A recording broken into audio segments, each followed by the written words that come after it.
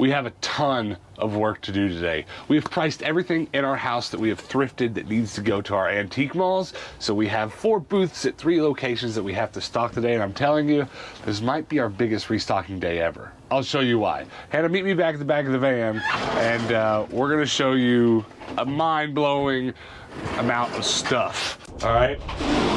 I don't think I counted the bags yet, but the back of my bread truck is full of IKEA bags of thrifted stuff. So, 1 bag, 2 bag, 3 bag, 4 bag, 5 bag, 6 bag, 7 bag on the ground, 8, 9. So that's 9, 10, 10 bags, and then there's a bunch of Nerf guns under the 10 bags. Normally when we do restocking days, it's like 1 bag for each location. So we have about 3 bags of stuff to stock all of our antique malls. So we're gonna take time to do that today and maybe do a little work on our antique malls and talk about each booth as we go, and just make this mostly a antique mall dedicated episode. So stick around.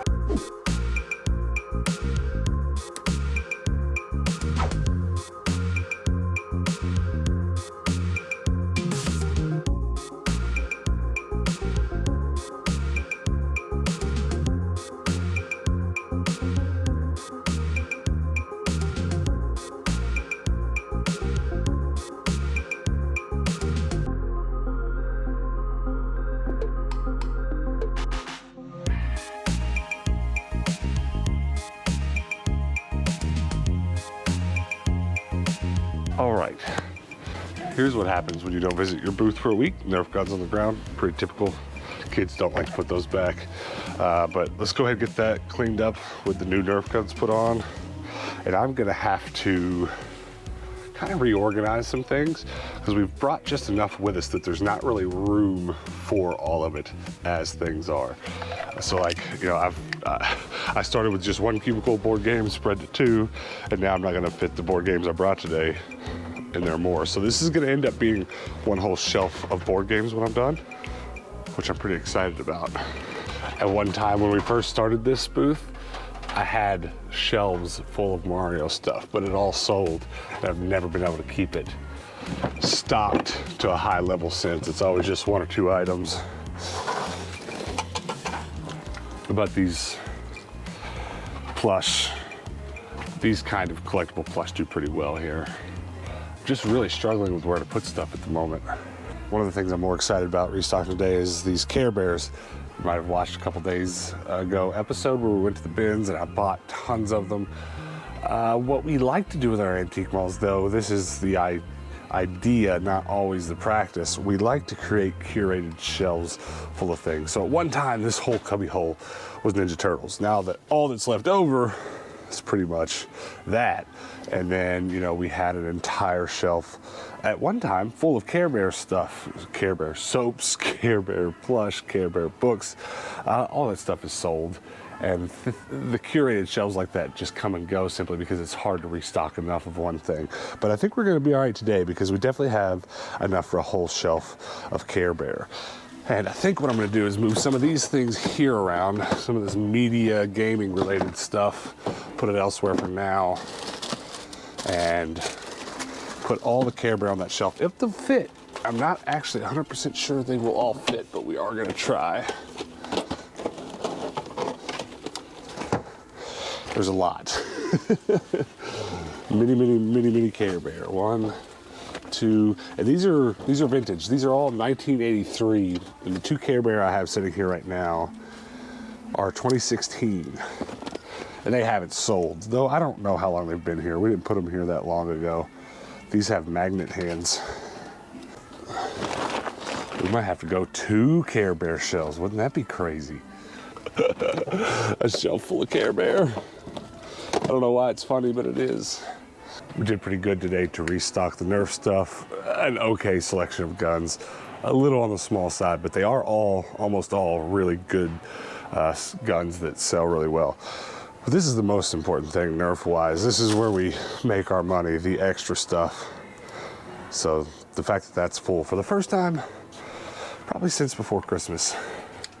is a good thing. This is pretty cool. We started out with most of the Seven Dwarfs there from one giant haul of plushies from the Goodwill bins. Get to add a Grumpy back in there. How about that? Another bin's find. So as we go to each of our booths today, I'm gonna make a couple notes about each booth, and then as we go, kind of compare them and contrast them to the other ones, because we do have 4 booths at 3 locations, and all of them are as different as your children probably are from one another. They're just incredibly different. We've had such large learning experiences opening one, thinking the next one was gonna be something similar, or looking for similarities and not finding a ton. So there's not often a lot of standout things that sell here, kind of like our other booth. You know, maybe plush does really well, or books really do well at another location. But this one, when I do curate things, when I put a shelf full of something like Care Bear, when I do that, that stuff will sell really well. When I once upon a time had a whole shelf of X-Men stuff, it all sold. So we do that here more than anyone else. If I ever get rid of something in my collection, I'm like, all right, I'm done collecting all this X-Men stuff, because I did have a big bunch of X-Men stuff of my own at one time. And I was like, well, there's something that is more important to me to collect, so I'm gonna take that X-Men stuff and sell it. I put it here, gone. So those things alone might not mean much to you, but again, wait till we get to the other booths and let me kind of compare them, and you'll see the other booths don't quite operate the same way, so stick around. All right, we are on to Antique Mall number 2. This Antique Mall is actually the same chain as the one we just came to. It's called Brass Armadillo. Take a look. Of our 3 locations that we have booths at, this is definitely our smallest booth by far, which is going to introduce some interesting factors as to how well things do and don't sell. But let's go get things restocked, and then we will talk about those things.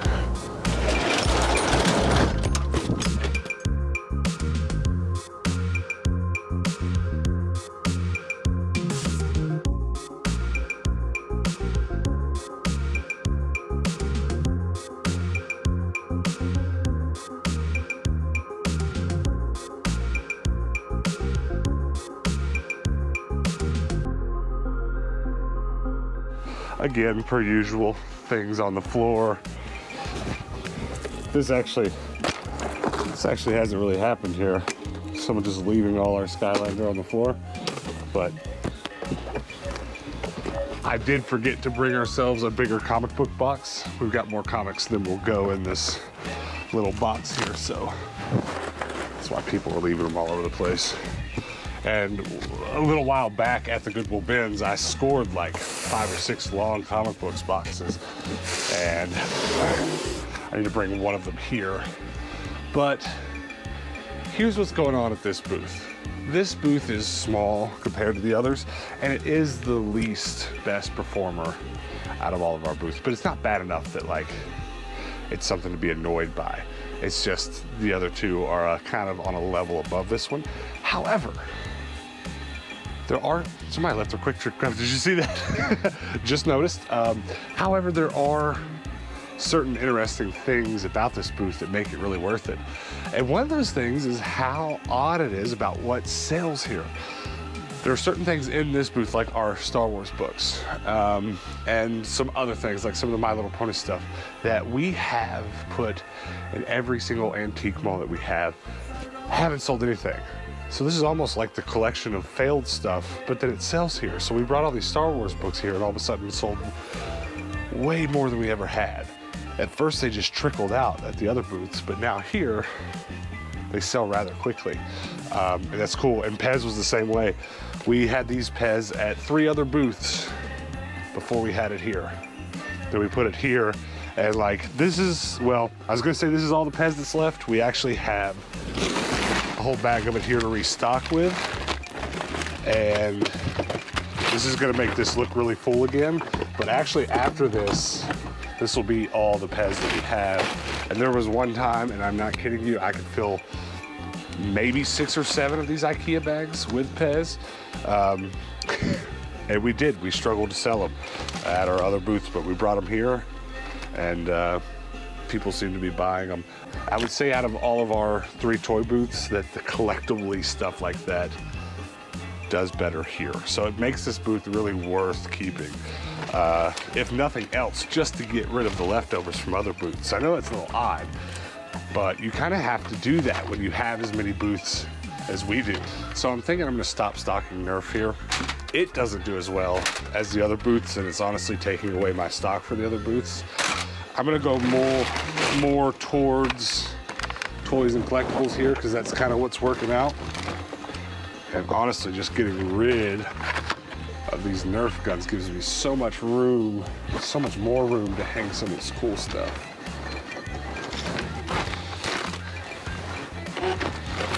We've got so much Pez, it's silly.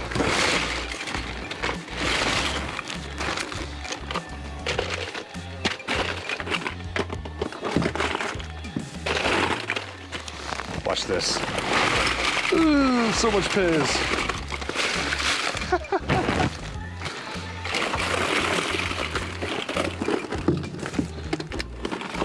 I will say there's probably a handful of people that check by here to see if we have new Pez, because we have restocked this Pez 4 or 5 times now. And every time we restock, I put a little bit more of this like more odd stuff in here. Like you probably don't even recognize that, right? But when I throw some of this stuff in here, I just know for a fact probably coming this weekend, this odd stuff will be exactly what's on my sales report like that. That's Pez. You wouldn't know it unless you looked real close. So here is my miscellaneous bin. Take a look at it. It's like some Hot Wheels stuff, some small bag stuff. This is that stuff that I find at the Goodwill bins that I can't bring myself to just leave in the bin, that I take it home and I'm like, well, what am I gonna do to this? Well, I end up selling it here. I used to sell this same stuff at the toy booth we're going to next, and it never did so well there. It does way better here, but it's all like $1, $2, $3 stuff. It's not a huge money maker, but it is actually a really great way for me to get rid of clutter personally. Let me explain something else to you here at this booth that we're really gonna focus on next booth, but it's worth an honorable mention here, is Skylanders. 2 of my 3 booths, almost every month for a long time, the rent will be paid just with these guys. Now I'm getting to where I'm running low, and if you've looked at Skylanders as much as I have, you can kind of look at this bucket right here and kind of see that that's all the like basic starter kit stuff. So that's not the stuff people are coming here to buy. But honestly, I'm running low on Skylander because they haven't been showing up at the thrift as much as they did over the last year. But if you have an antique mall and you do toys at all, I'd highly recommend these Skylanders. But you gotta take that with a grain of salt, because anyone that tells you they pay their rent with one thing, you can certainly try it at another booth and find that it doesn't work at another one. And that's really kind of the point I'm trying to make with this video, is that each one of our booths works quite a bit different. But we do need to get some more Skylanders in here. So it's mostly Star Wars books, and you'll see when we get to our next antique mall, it's mostly like kids books. But for pretty much the first time, we're gonna try a bolt of Star Trek books here as well. The Goodwill bins really came through the other day, and I left with, I don't know exactly how many, 20, 30 Star Trek books. And I'm very excited to try them here. I'm just kind of out of room for them. I think we're gonna go these ponies on top and start taking over this next bookshelf. All right, so I did get rid of Nerf guns from this booth. It's just not enough space for it, and they don't go anywhere near as fast as the other booths. So I'm going to come back over the next couple visits to this booth and kind of replace this high wall here with more collectible stuff that the kiddies don't need to be reaching and stuff. But it's a good little bit of space that needs to be utilized for sure. And eventually, though not right now, I'm going to overhaul this shelf for books, and that's just gonna be the giantest bookshelf, and I'll transition this stuff over there. Because right now, the Star Wars books aren't really in the prettiest order, but as you can imagine, this is such a large shelf. You can fit a lot of books right there. I like this booth, even though it doesn't make quite as much money as that last one and the next one we're going to. It's a good little time. You can find some jewels in there. last stop, but we do have 2 booths at this location. I want you to take a look around this parking lot real quick, and you can kind of see this place is packed. I didn't really show the parking lots of the other 2 places very well, but neither of them had many cars in them at all. What's really special about this location, and we'll talk a little bit inside about how this thing I'm about to tell you kind of rolls up into sales and stuff, but this location does sales weekends or sales events to like a prolific level, and it really works. It really draws people in. Our other locations, they kind of do that, but they don't do it as well. This place has it figured out. But I've got a lot to restock here, including all of these Goosebump books. Why is that hard to say? Goosebump books. Goosebump, say it real fast, Hannah. Goosebump books. Okay, well, you got it. That was not an easy one for me. I found all those at the bins the other day, which is cool because this place sells that kind of kiddie vintage book really well. Just all the regulars. Lightsabers, you guys remember this Sonic plush, Sonic character plush with the booty cheeks? Hannah likes to point out that it has booty cheeks. It does. God, we got so much good stuff for this restock. This Bionicles inbox thing, worth a ton. Probably something maybe we should have put on eBay, but I sell so much Lego stuff here, it'll go quick. And then Hannah walked into the room the other day laughing because she'd forgotten how stupid big this Clifford was. I think we've got an Emily in here too, don't we? Yeah. Is that the character's name from Clifford? I haven't read Clifford since 1994, but I think that's everything. I tell you what Clifford reminds me of. I had one of my brothers convinced that I could read way better than I actually could at a really young age, like 2.5, 3, because he sat down to read me a book and I started reading it. He's like, oh my God, you can read really well. Turns out I really just memorized the Clifford book. That's what it was. So I always think of that Clifford book that I also colored in and ruined, because that's what you do when you're 2.5, 3 years old. All right, face mask. Let's go stock this bad boy. And then we'll talk about it a little bit, and then we'll try to hit a Goodwill on the way home.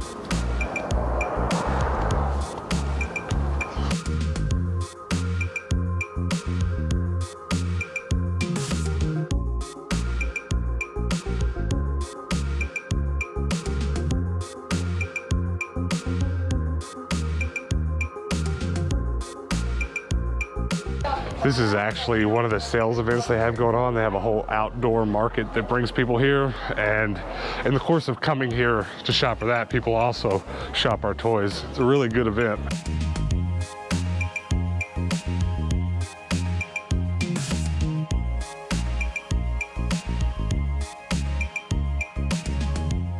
We're not going to have quite as much time to talk at this location as the other ones, just because this place is so busy right now.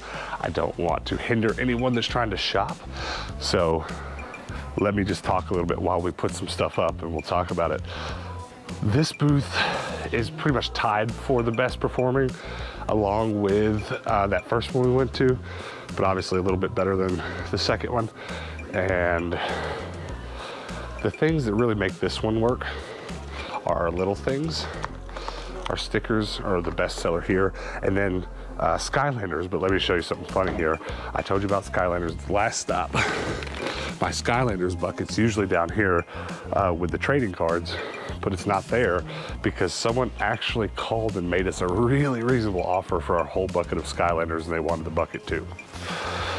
So we told them, yeah, sure, fine, great. And that was in addition to, you know, we've been in this booth, I have no idea how long, maybe almost a year, but not quite. It's hard to say. Hannah doesn't remember exactly either, but in all those months, Skylanders have always been our best seller, and we always focus our restocking Skylanders here because they just make so much money, those trading cards and stickers. And, but we have none right now because someone bought all of them. So we kind of need to do something about that and get some more in here. But Bionicles, we'll put that there. I've just got so much plush to put in here. The plush does okay here, but it's usually like someone will come buy all the Pokemon at once. Or like I had a bunch of these same Lego plush right here 2 weeks ago, and they're all gone now. I've sold so much Minecraft plush here, it's kind of silly. And as far as I can tell, there's none here right now because it's all sold out. Anything Toy Story I put in here sells pretty well. Plush, plush, plush, plush. Booty cheeks. Hannah giggles every time. just the words booty cheeks. Zerg's gun. How do I actually crank it?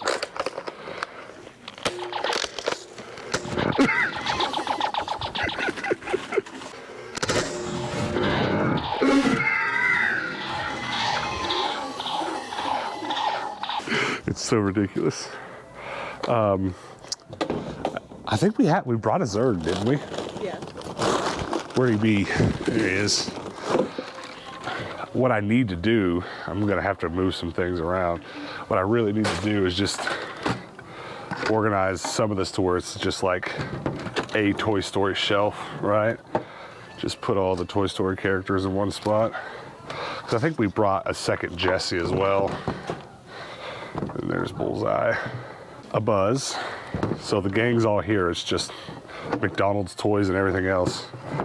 We sold more Goosebumps than Animorphs, but they've both sold pretty well. This whole shelf was like double, tripled up when we started. So we've probably sold a third of what we've put in here. So I'm happy to restock them. And honestly, since I have now more than a couple times brought these home from the bins, I've actually started marking them cheaper than I did the first run so that maybe they'll go a little faster. Originally, we were buying them on half off days and getting them for like $1.50 a piece. But basically, since I got this whole haul from the bins, I essentially got them all for a dime or so. So gives me a little leeway to maybe sell them cheaper and move them a little faster. But the real takeaway here is that the little stuff at this booth is what really does it. And I like that. That makes me kind of like this booth more than the others in a lot of ways. Because Lego, I could pretty much just make this Lego, Thomas, stickers, Skylander. I could make this booth just that, and it'd be a lot less work and probably make just as much money. So that might be something we turn this booth into over time. But as of right now, it's fine the way it is. These plush, if you see, there's more plush here than anything. So all that stuff I just showed you, and then this whole row over here, this stuff does okay. But I'm kind of getting to the point where the clutter of it, like that doesn't look that great. And I could get a basket. There's a lot of other things I've thought about doing. But the clutter of it and the payoff for it's not been doing much for me. And I already don't look too hard for plush at regular Goodwills and at our bins. So I'm either gonna start moving these plush into another place, or I'm gonna just kind of cut back on them altogether because it's just not paying off enough. Very specific things. Toy Story, Lego stuff, Pokemon stuff, great. But like, there's some great plush right here, you know? There's some good stuff in here. And it just isn't doing too well. Some of it, I think we need to move to that second booth that we went to. No, the first one. The first one, this stuff, the Grumpy, it does better there. But this is the real key to doing this antique mall thing well. Doing it long enough that you recognize, oh, my booth does better with this or with that, and this season or that. These are all things that now, being a year or so into having multiple booths, we're really learning. And that's probably the one solid tip I can give you today, is that you really have to be in this for the long game, for the information that you might learn a year down the road.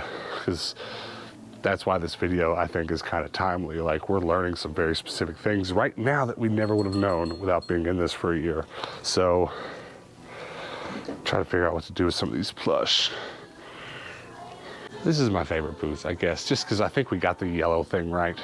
But I don't know, comment below, which of our 3 booths do you think you do the most shopping in, given what you like? Let me finish restocking here, and then we'll go check out Hannah's dish and clothing booth that is in this mall as well, and then we'll hit the Goodwill. So this is their clothes and dish booth. We only have one of these, so it's a little bit difficult to compare this one to the other 3 booths that we have, because those are all toys and they're a completely different thing. Whenever we started this booth, we had 100% dishes in here, and now we're transitioning into a lot more clothes in here as well. We've done that for one reason. The dishes do really well. They still do really well. But the clothes do very well here. And honestly, they are a lot less work for a lot greater payoff. And if you find something like that that is a lot less work and a really good payoff, you should definitely focus on that. Here we go. We're at a Goodwill. This Goodwill's right down the road from our antique mall, so you kind of get this. There's always the closest Goodwill to an antique mall, and then everyone that sells at the antique mall picks that place over. So I'm not gonna be too surprised if this place is well picked over, but you gotta stop, right? The dish section here is pretty hit or miss, but the last time we were here, I think, I got a really beautiful vintage canister set. So I'm looking forward to looking through the dishes today. So far though, I don't think we're gonna be as lucky as we were last time, but that's okay. This big old orange pitcher, I don't know about you, but that makes me think of pancakes and makes me want a whole lot of pancakes. The video games move around here so much. They used to be in the far left corner, now they're all the way up here. I don't really see anything though. Let's check out the shoes today. Maybe we'll find something good. So far it's just a lot of sandals and whatnot. These are interesting though. Whoa! That is a chunky sole if I ever saw one. From Torrid, that makes sense. I got really excited because we sell a lot of Toy Story stuff, as I kind of pointed out, at the antique mall. This is like just the goofiest, cheapest little Buzz that you can think of. No wings, just solid stance. Now, and then I got even more excited to see this because I love it, but I'm not paying 20 bucks for it. This is pretty cool. Little plate set. Oh, that's so cute. $3.49's not bad. This is a bummer that there's not more big plates. There's only one and then 3 small plates. I would want it for the van or something, just because that's a nice, like, unbreakable type of dish to have in the van to roll around. But I wish it was a bigger set. Maybe we'd get it. $3.49's not bad though. Not a lot going on with the toys, but these board games look pretty well stocked up. I wouldn't mind leaving with something. Pretty sure I literally just bought this game. Here's a really interesting piece. They must have known this was special. They just hung it on the edge of the rack, or somebody like tried it on and left it here. It's really interesting. It's by Daily Authentic Denim Western Wear. It's like a romper. Yeah, right. Very interesting. The little black piece in the middle makes me go, no thanks.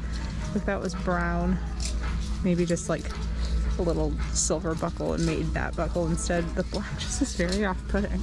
It's 10 bucks and I don't love it enough for 10 bucks, so we're gonna move on, but it was interesting. I liked it a little, I guess.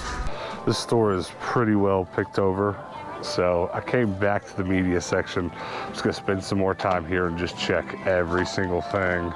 And I'm glad I did, because Avatar DVDs, as long as they're all there, these sell really well at our antique mall. Oh yeah, we're good. Sweet, I'm gonna buy all these, and at $1.29 a piece. That's pretty awesome. I just came across something in the board games that I'd almost forgotten all about. You remember this? Oh, I do. We had Spirograph at home. Let's see if it's in here. It feels pretty heavy. Oh, baby. Because I definitely, even the box, like this looks familiar. I don't know, it could mostly be here, I guess. You basically put your pen down and you can make a bunch of pretty shapes with these. They're not even stencils, they just help you draw mathematically spaced out lines. And I don't know why it was so fascinating when we were kids, but it was, wasn't it? It was just like the different combinations of pieces, and But like, I haven't seen this. Well, we're being spied on by a child with a flute. You gonna shoot me? Is that what you're gonna do? He's got a bow and arrow too. We're not gonna show him to you because we're not putting other people's kids on camera, but that's what's happening right now. You know what, this might, a lot of this is here. I want it. I want to go home and play with it. You wanna make funny shapes? You think we should buy it just to do a video on our other channel drawing funny shapes? How clickbaitable do you think a video is that just says, watch us draw silly shapes? I don't know how clickbaitable that would be. Well, my vote's let's do it. I think it's probably as close as to complete as we're ever gonna find. I think it's $4 worth of fun. I think if you feel like your heart is singing to you enough for that. Hannah, will you buy this for me? I guess. Just so you can see before we get out of here, this Goodwill does a whole section of collectibles. It's one of maybe 2 or 3 in town that do it, but there's a BB-8, some of these Lego board games. That's pretty awesome. And then a $200 tub of Lego. I mean, that's wild. I've paid $15 for a tub this big at a Goodwill here. I'm thinking I probably should give them a benefit of the doubt. They've probably dug through it, and there's some good-looking stuff in there. To put $200 on it, I don't know, but that's awesome. It's cool. It's a lot. It's a lot of Lego.